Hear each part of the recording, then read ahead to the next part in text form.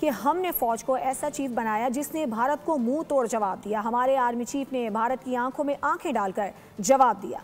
मोदी को पता चल गया है कि पाकिस्तान अपना दिफा करना जानता है।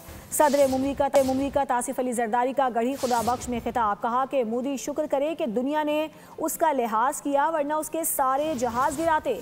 मोदी रोटी और गोली की बातें करना छोड़े, हम गोलियां मारेंगे। मजीद बोले कि जब भी मैं जेलों में गया कारकुनों को ये नहीं कहा कि बाहर निकलो।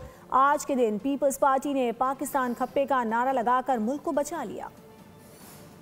हमने ऐसा चीफ बनाया फौज का जिसने आंखों में आंखें डाल के हमारी गवर्नमेंट की सुपरविजन में इंडिया को ऐसा मुंह तोड़ जवाब दिया कि उनको पता पड़ गया कि ये खेड नहीं है, वाणिया दी।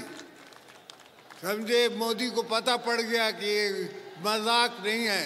पाकिस्तान पाकिस्तान है और हम मुसलमान हैं और हम अपनी दिफा करना जानते हैं।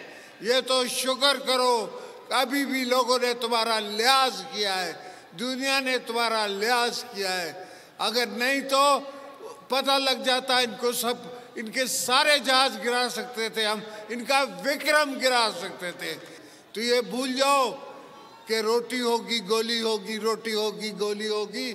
हम गोलियां मारेंगे, तुम क्या गोली मारोगे। सब्सक्राइब करें और बेल दबाएं ताकि कोई खबर रह न जाए।